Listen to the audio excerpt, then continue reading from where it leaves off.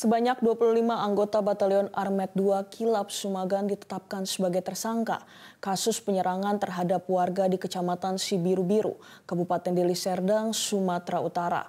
Sebelumnya, sebanyak 50 anggota ini telah diperiksa terkait dengan kasus ini.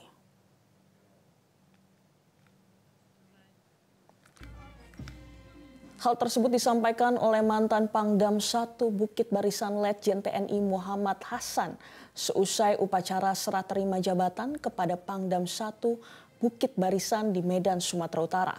Hasan mengatakan proses pemeriksaan berlangsung cukup lama karena harus mendalami kasus tersebut untuk mengambil keputusan dan dilimpahkan ke pengadilan.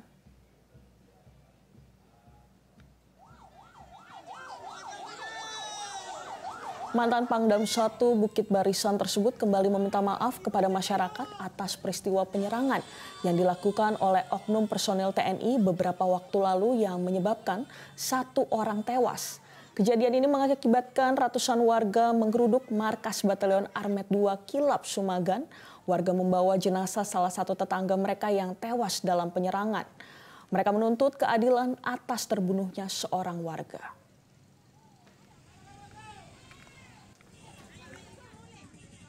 Saya Lina Jenderal TNI Muhammad Hasan, Pangdam 1 Bukit Barisan.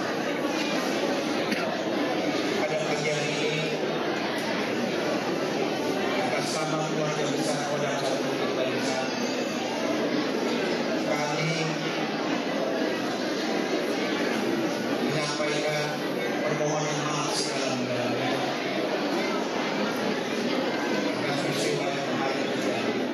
Jelajahi cara baru mendapatkan informasi. Download Metro TV Extend sekarang.